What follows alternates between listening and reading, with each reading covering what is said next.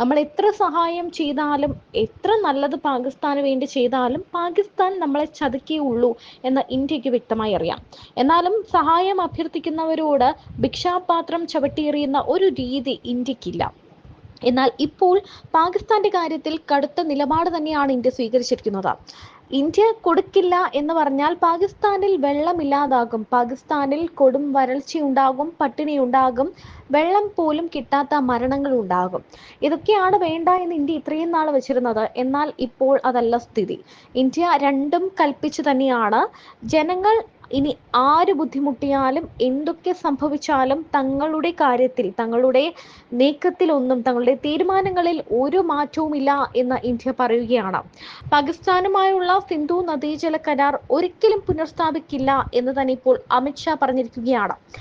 അമിത്ഷാ പാകിസ്ഥാന് താക്കീത് കൂടിയാണ് നൽകിയിരിക്കുന്നത്. പാകിസ്ഥാനുമായുള്ള സിന്ധു നദീജല കരാർ ഒരിക്കലും പുനഃസ്ഥാപിക്കില്ലെന്ന് കേന്ദ്ര ആഭ്യന്തരമന്ത്രി അമിത്ഷാ പറഞ്ഞു.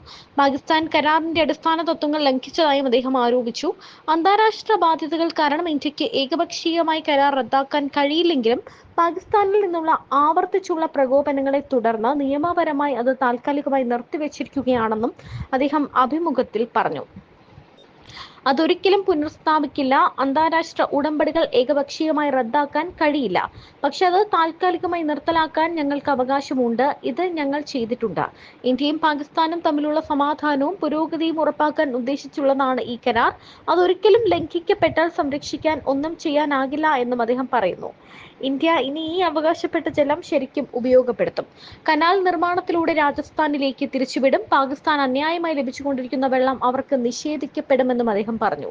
കശ്മീരിലെ സമാധാനം തകർക്കാനും വളർന്നുവരുന്ന ടൂറിസത്തെ തടസ്സപ്പെടുത്താനും കശ്മീർ യുവാക്കളുടെ ശ്രദ്ധ തിരിക്കാനും മനഃപൂർവ്വം നടത്തിയ ശ്രമമാണ് പാകിസ്ഥാന്റെ ഈ ആക്രമണം.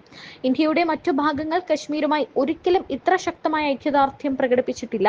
ഭാവിയിലെ ഏതൊരു ആക്രമണത്തിനും വേഗത്തിൽ പ്രതികാരം ചെയ്യുമെന്നും അദ്ദേഹം വ്യക്തമാക്കി.